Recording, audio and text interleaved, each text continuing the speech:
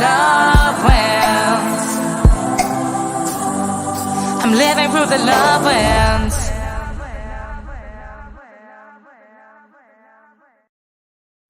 Good evening, good morning, good afternoon, wherever you are in the world. Welcome back to another episode of the Reconnect with Your Teenager podcast with yours truly, Emma G. If you are new to this platform, well, you've come to the right place, especially if you are a parent of teenagers in 2024, because as we all know, things are a little bit different from when we grew up. So this platform is here to show you more about how the unconventional youth worker, psychiatrist, psychologist, counselor, insert other term here, really uses their platforms to work with Gen Z in this year post-pandemic and beyond. Today, I am super, super thrilled to introduce Dr. Amy Duffy, who is a multifaceted doctor of all kinds of talents and tricks. She's an author. She helps women between the ages of 40 and 60, specifically who are sick and tired of being sick and tired, transform into the girls who just want to have fun, which, as we all know, is so important when we're wanting to raise happy, healthy teenagers. So welcome, Dr. Amy Duffy. How are you today? Thank you. I'm fantastic. That's awesome to hear. And you are calling in at the moment from South Carolina. Yep. So are you from South Carolina originally? No, I grew up in Boulder, Colorado, actually, and then made my way to Texas for college and medical school, and then ended up over here in South Carolina for residency. And then it just stuck with us. So we stayed. Here we are. I feel the same way about Washington, D.C. I was not planning on living here and fell here and loved it. It was, sometimes your gut just knows better than your head, which I love that. So I don't want to say stuck here. We got stuck here and enjoyed. I mean, it's a great area. We're up in the upstate, so there's mountains. We're not too far from the beach. I mean, it's a great little location for raising kids and family and being outside. That's amazing. I will be in South Carolina later this year on tour, so I'm excited to come and meet you in person and see what you're talking about. I love it. So you are, your approach to working with teenagers is really rooted in working with the parents first, and you're an integrative healthcare specialist. Can you tell us a little bit, like people hear that and they're like, oh, that sounds fancy and impressive. What does it mean? What is an integrative, healthcare specialist? Yeah. So you'll hear the term integrative and functional medicine somewhat be used interchangeably. They're a little bit different, where integrative medicine is integrating different aspects, sort of the holistic idea. So, using supplements or using different kinds of testing, we're very open to chiropractors and acupuncturists and, different teams and different modalities, a lot of education, coaching, that kind of stuff. Mm-hmm. Functional medicine is really about really getting to the source of what is the dysfunction, from a symptomatic perspective, looking at the root cause and the core issue. So, our ultimate goal is, rather than somebody comes in with a symptom and here's your, prescription Band-Aid, we want to look and figure out where is that coming from? Why is your body doing that? And if we can correct that underlying reason, and oftentimes there's more than one, then maybe we can see some improvement there. So, you can look at that from a hormone perspective, from a nutritional perspective. We talk a lot about gut health and how that, there's a gut-brain connection going on. So, that's really where our focus is, integrating a lot of different modalities, but also, really looking for, why are you experiencing the symptoms that you're dealing with, or where you are in life, and how can we optimize that? I love that. I think especially because, I am so aware of how much our mental, physical, and spiritual selves align, but we tend to, as a society, I think, really focus only on one or the other. And you're really utilizing your holistic knowledge to recognize how we can support that. How do you find, the clients that you're working with, How do you find that? Well, I don't know if you find, maybe I'm making this assumption. Do you find that a lot of the people you're working with come to you with one problem and think that this one problem has one specific solution, and then you kind of offer them some other alternatives that they may not Yeah. realize are there? I don't know if that is a Yeah, clear I get your question. question. I mean, there's a variation. Like again, that most common patient for me is women that are in this perimenopausal state, right? And so they'll come in Mm, and it's like, I'm tired, I can't lose weight, it must be my thyroid, and so either it's been undiagnosed or they've been on thyroid medication, but it's not fixing it. And mm, so, there's an underlying reason there. So they're assuming it's thyroid and I must just need a different dose or a different medication. And then we go on the thyroid roller coaster. You have a prescription, you test the labs, you make an adjustment, you test the labs again, you adjust again, and you're just doing this up and down. And when you realize that thyroid may be a symptom and an issue, but why did your thyroid go bad in the first place? What was the mm, other underlying imbalances, whether it was adrenal dysfunction related to stress, whether it was hormonal imbalances as women go through menopause.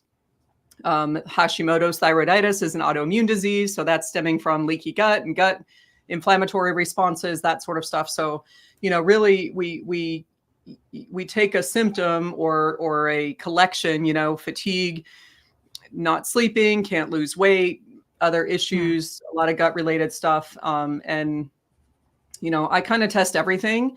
Our mhm, approach is looking at what I call the 5 pillars of health. So we've got to address nutrition, we've got to address the gut, toxin exposure, overload, fitness. Are we moving? Which not only for calorie, burning and stuff like that, but just it cleans us out. Like if we're moving, then we're moving our lymphatics and that sort of stuff. And then also psychologically, we know movement, helps with our mental health as well. So we got to make sure we're addressing all that. Managing stress and sleep is a huge part. People like to just ignore that. Well, yeah, my life's stressful, but there's nothing I can do about it. But why do I have this symptom? And can you give me the Band-Aid, right?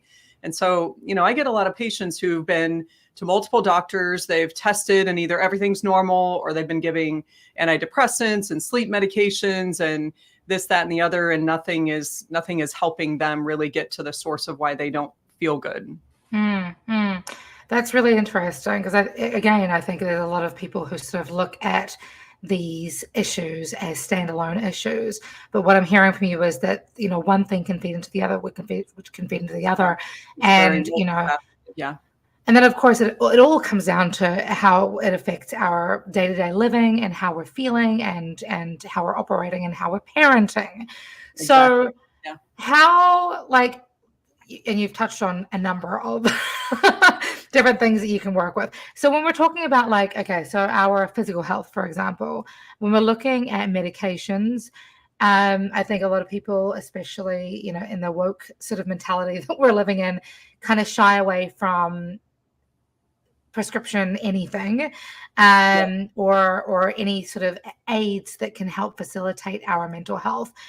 How do you, as somebody, as a doctor, how do you help to kind of ease that fear?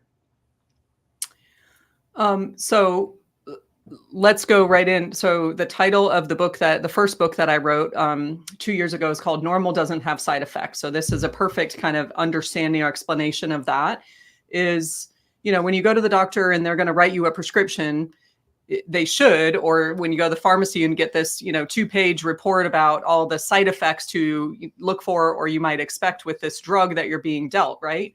Mm-hmm. So if we're looking at why you feel the way that you feel, let's talk about hormones, for instance. I mean, there's a lot of hormonal imbalances going on I mean, I'm not saying in the world epidemically, maybe it's more, but just life happens. And, as we age, our hormones change. And even in kids, hormones are Mm-hmm. adjusting and whatnot. So rather than here's your hormone replacement or here's birth control to just deal with, whatever's going on, even though you don't need it for contraception, we're going to use it to Band-Aid these hormone symptoms.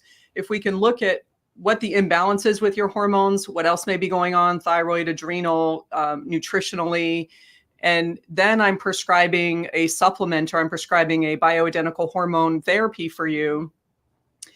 our job is to get your body back to normal. We're trying to Right. function at normal. So if something's high or something's low, we're trying to, get you back to balance.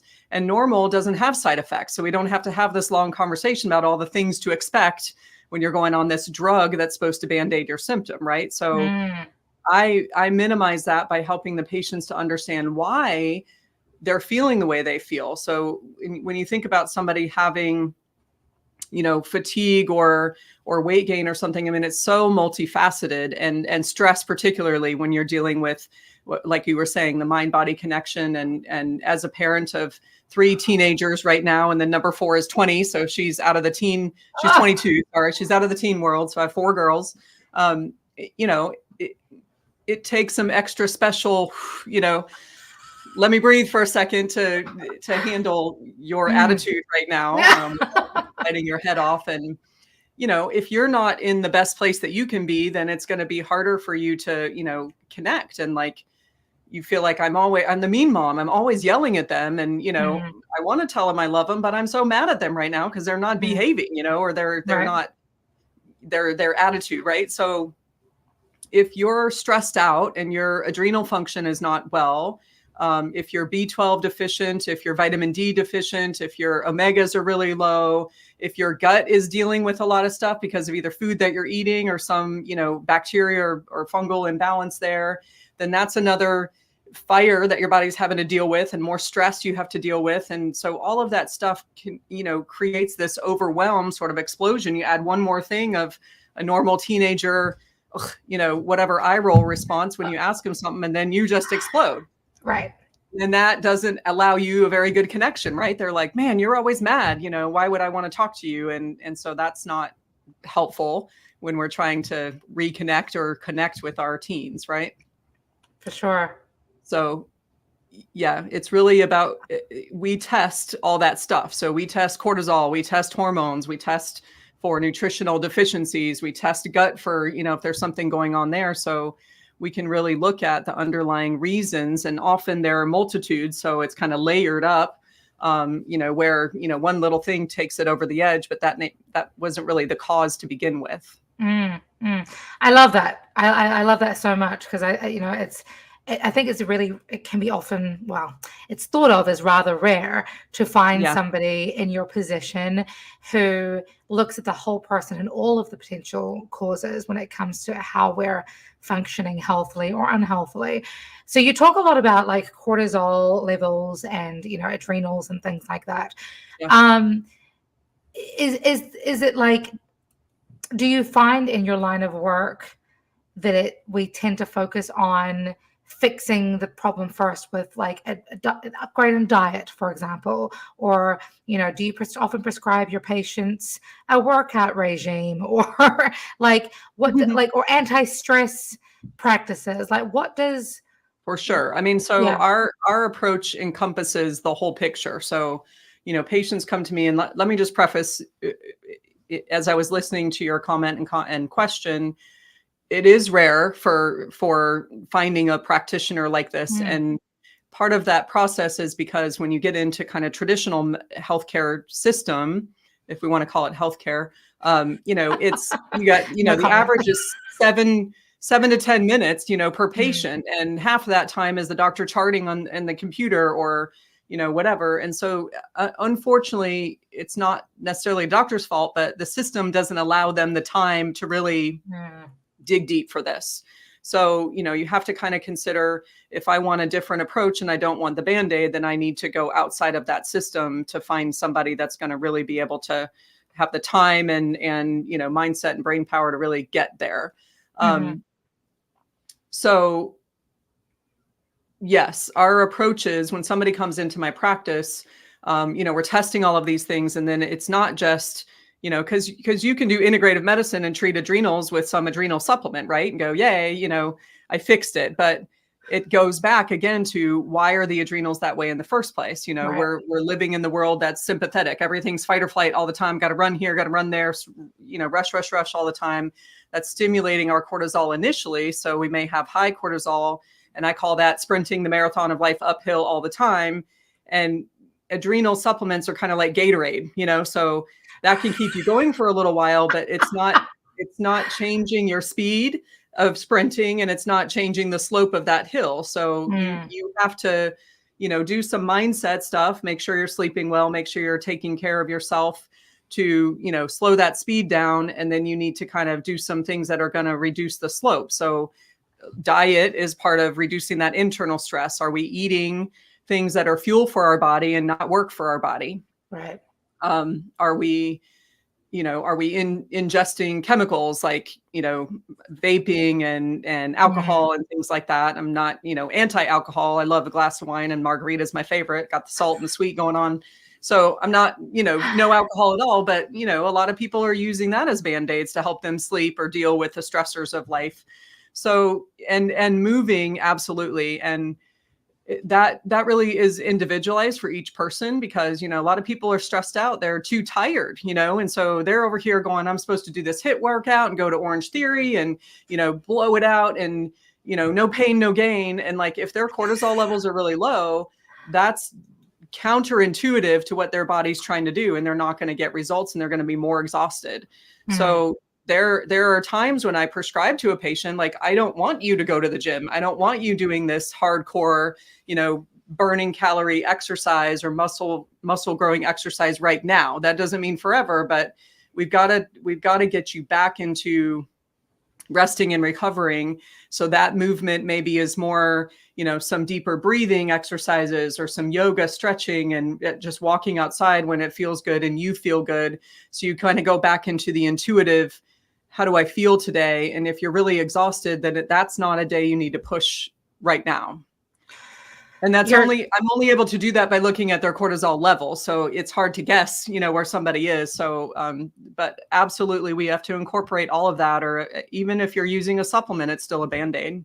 Yeah, no, you're totally speaking to my heart right now and all of my feelings. I just finished delivering a stress management workshop last week, and to your point, it's amazing how much I think we don't just find ourselves in stressful situations, but it's really easy for us to get addicted to those high stress, situations, which is not just poor for our own health, but to take us back to our teenagers and our children, it sets a really bizarre precedent for our kids to also be seeking these high stress scenarios, and which are almost tied to our self-worth in a way.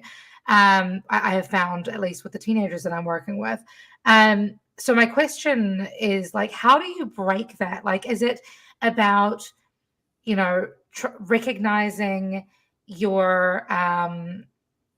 recognizing our addiction to the stress? Is it about trying to separate our ego from our gut? Is it, is it trying to break up with expectations that society puts on us, knowing full well that we put so much expectation on our young people? Like, how do we even begin to resolve these issues? Yeah. I mean, again, I agree. It's a multifaceted issue, and there's so many different variables. I think awareness is step number one to change any addiction, right? And some people may not realize that it is an addiction.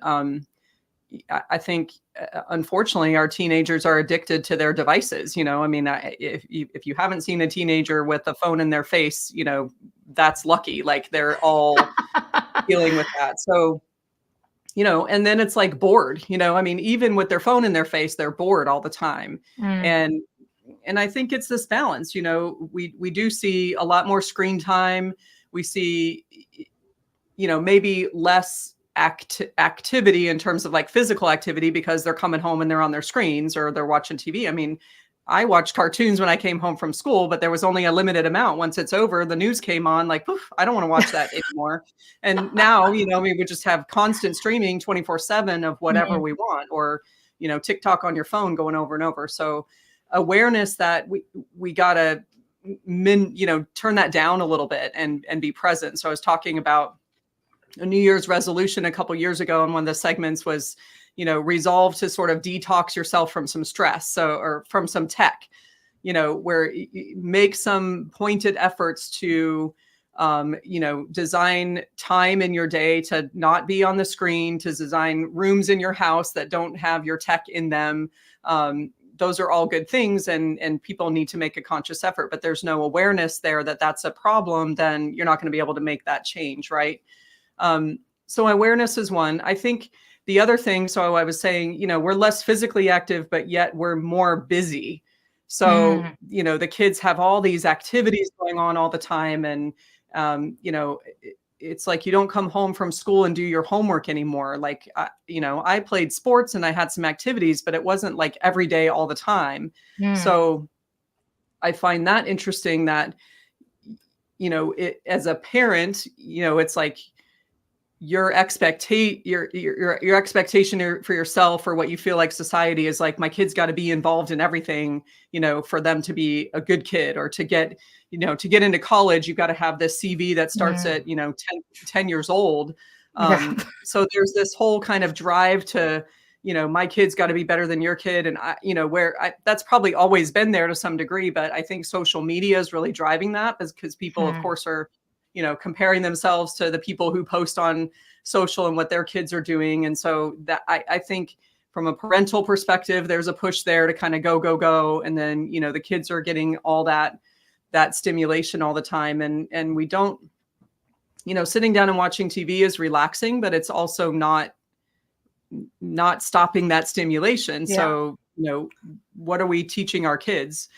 Bedtime, I think it's crazy. Like, my kids have to turn their phones off, and like their friends are not, they're getting texts sometimes at 10:45 and 11 o'clock at night, and they got to be up at 6:30, 7 o'clock to get ready for school, catch the bus, whatever. So, there's no downtime and no what's bedtime anymore, and I feel like that's kind of lost in terms of making sure that your kid's getting enough sleep. And you mentioned before that our sleep pattern is absolutely integral for our stress levels. And for how our bodies recover. If you're not getting adequate sleep, nothing's going to work right. And, so, and whether we're talking about kids, and then here's the parent who's like, well, they're staying up late, again, we've got all these expectations for things we should be doing, or, I haven't looked at my Facebook yet today, so I got to spend a couple hours, perusing Facebook, right? I'm just being sarcastic, but that's real. People are doing that. And then, we're waking up before the sun comes up, before our physiological clock wants to wake up. We're setting alarms. We're turning on lights. People are like trying to be active, and the only way I can get to the gym is if I wake up at 5 a.m. I've got people going to 4:30 gym classes. Yeah, and like that's so counterintuitive to what our physiology is, that's going to wear you out. I love you working out, fantastic, but we're not designed to wake up at 4:30 in, and cavemen didn't do that unless they were on fire or some danger was happening, right? So you really got to tune in to what your physiology is doing, and that's not normal. Yeah. That self-awareness is so key. I want to talk more about so I love the fact that your first book is called Normal Doesn't Have Side Effects, because I don't mean no harm, when I first moved to the States and started seeing actual advertisements for medication, that blew my mind in and of itself. But then when I was like, oh, and then there's a list of 102 different side effects. What the heck? That just blew my mind. But you're really blowing my mind in many ways, because you're not just advocating for fixing the problem, the root cause of the situation, but also making sure that it's in alignment with what the body actually needs, as opposed to what we feel like our egos are telling us need to happen. So that is like, I'm so fascinated by that whole concept. But then you came out us with a second book, which is, I think, completely different. Because you co-wrote this with your child, Maddie. It's a book called Why Can't You See Me? I always said it's a song called, you can tell I'm a songwriter. It's a book called Why Can't You See Me, that you wrote with, how old was your daughter when you guys wrote this? 19. So we just wrote this book this year, actually. Well, we're 2024 now, so 23. So she's about to turn 20. Amazing. when she was 14, she was hospitalized for suicidal ideation. This was around the time that her dad and I were separated. So I was super stressed out. I was not, doing what I needed to do 7 years ago, taking care of myself and, going through a lot of stress at home. I was, not, so I do tell this story in my first book as one of the chapters about dealing with stress. And, one of my favorite quotes is, you owe it to those you love to be in the best health that you can be so that you can help them be at their best potential. And so say that again. Sorry. One more time. Say that one more time, please. Yeah. You owe it to yourself. You owe it to those you love to be at your best so that you can help them be at their best potential. If we were in a black church right now, you'll be preaching that 10 times over. Yeah. I love that so much. Please carry on. So sorry. I resonated very much with that quote because I was like, that makes sense. If I'm not at my best potential, then I'm not going to be able to get my kids to their best potential. And so it started with, the stress, and I didn't see what was going on with Maddie and, some of the symptoms and the issues that were there. I thought that's normal teenager, and I'm too busy dealing with my own stuff to pay attention until she came to me one day where she was cutting initially on her legs and then on her abdomen. And she was Wednesday morning, I'm putting my mascara on, and she comes in with her mascara running down her cheeks and, saying, I can't do this anymore. And so subsequently she's hospitalized. Again, the whole system broken, horrible. And we can go into those details as a whole nother thing. But, ultimately she comes out of the hospital 6 days later, traumatic. It was prison, basically. I could, 14 years old, I can't see her. I can't talk to her.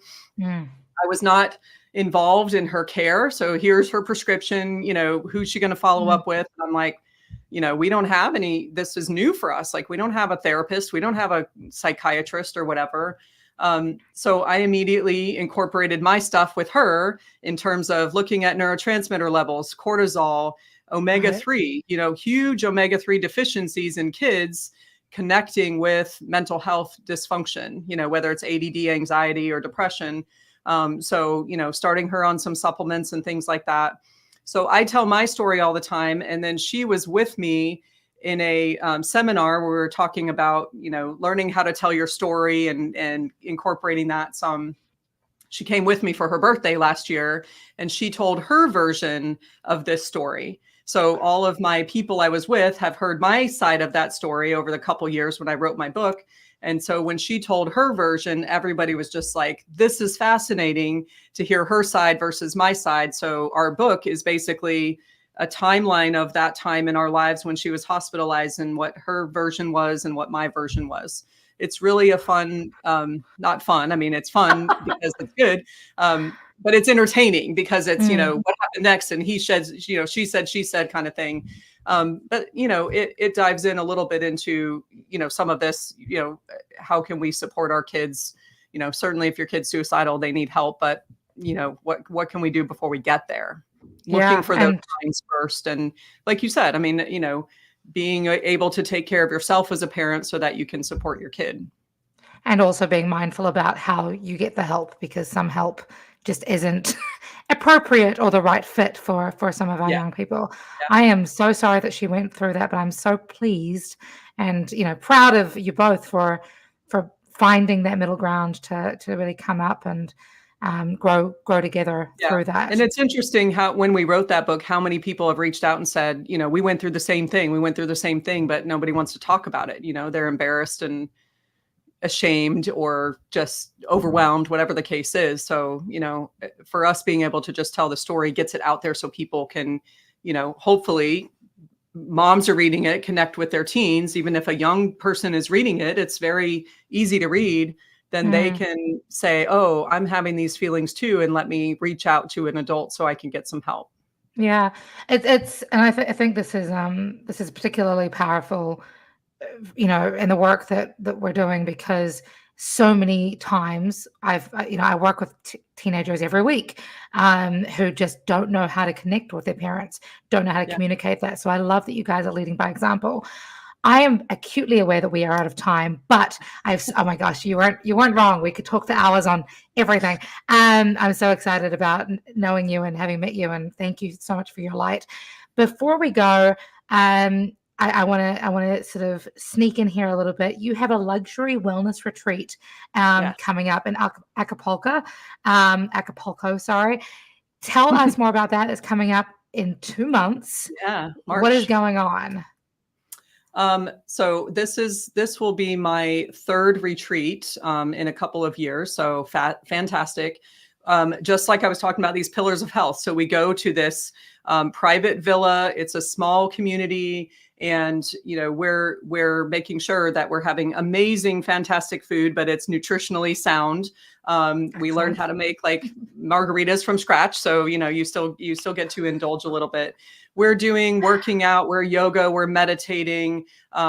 There is Wi-Fi there, but there are times when it's like, let's have tech-free time. And then we have lunch and learns. We're sitting around and kind of talking about some of this stuff we're addressing. So you can actually go and have this vacation without the stress of vacation and all this stuff. So the next one actually is tennis kind of centered. So I'm a tennis player, and there are tennis courts in Acapulco right near the house. And so whenever I go there, I try to get a couple, lessons or rounds of tennis with some friends and things like that. So I actually had a lot of people reach out and say, where are you playing tennis? This looks fun. So this retreat coming up in March, we're going to incorporate tennis into this as our exercise, but we're still going to do all the other fun stuff and relax, have fun, eat. We have dance lessons where they come in and they teach us, so we're having a good time. And so March is the next one, March 5th through 12th. I still have a few spots left. I've got almost a full house, but I've got one room left, so we can fit a couple or 2 friends or something like that. And then I don't have dates for fall yet, but my goal is to have one twice a year. So we have one in the spring and one in the fall, and we did that September and May of last year. So Excellent. They're fun, they're amazing, and that you can find that information on my website or Facebook too. Awesome. Thank you so much. Do you have to be a tennis connoisseur in order to come? Not. So 2 people are not, phew. 2 people that are coming are not tennis players. Maybe you want to learn how to play tennis, or, there's a gorgeous pool right next to the tennis court. So, you can join us. There's a gym if you want your workout to be something different, or you can sleep in, because it gets very hot in Acapulco. So our tennis is going to be early, Nice. like 7 a.m. So maybe you're not a morning person, or you want to, do something else. So no, it doesn't have to be tennis, but that's, there are opportunities for people to play more tennis if they want to do that while they're there. That's incredible. So you heard it here first, guys. If you want to head over to amyduffymd.com to find out more information about that. This has been the most incredible conversation I've had this week. I'm so excited for you. Thank you so much, Dr. Amy. Of course, you can keep in touch with her, Amy Duffy MD, on Instagram and on TikTok and on Facebook. So there we go. We are keeping in alignment. Thank you so much for tuning in, friends. Remember, look after yourself first. Make sure your cup is full, because that is the best way that we can ensure that those around us can also receive your magic, receive your light, receive your love. Dr. Amy, do you have anything else you would like to say before we bounce? I just appreciate your commitment to this cause too, and taking care of yourself as well as taking care of teenagers. And they're our future, like you teens, kids, all that sort of stuff. And we're our future. Like, we owe it to ourselves to take care of us for the future too. So I appreciate your platform to share this information with people, and your dedication to what you do. So thank you so much for having me. Thank you so much, guys. Until next time, be good, be kind, spread love like it's going out of fashion. And don't forget to talk to your kids and fill your cup. See you guys.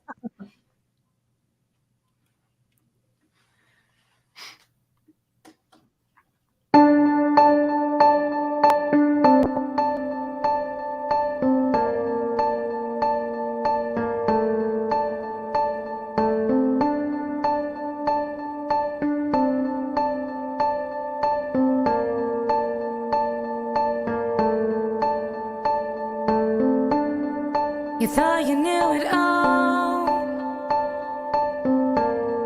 and everything was certain,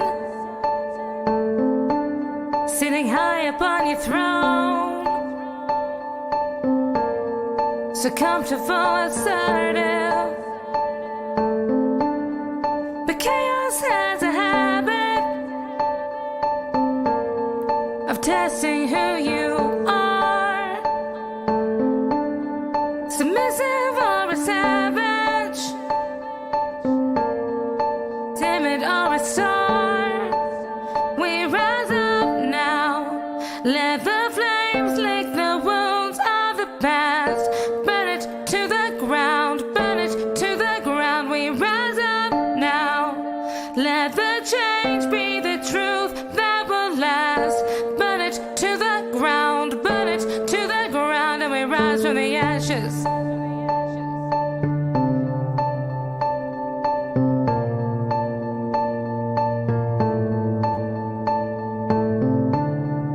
Leaning into faith, better with your cynic, trying to find your way, trying to find your perfect. But judgment has a habit of breaking your own heart. The strength of your conviction makes you who you are. We rise up now, let the flames lick the wounds of the past. Burn it to the ground, burn it to the ground. We rise up now, let the change be the truth that will last. Burn it to the ground, burn it to the ground, and we rise from the ashes.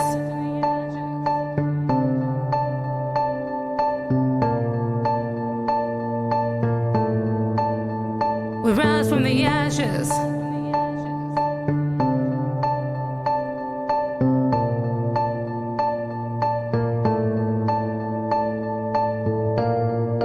How do you want to lead? Change is a given, decision is the key. We rise from the ashes. We rise up now, let the flames lick the wounds of the past.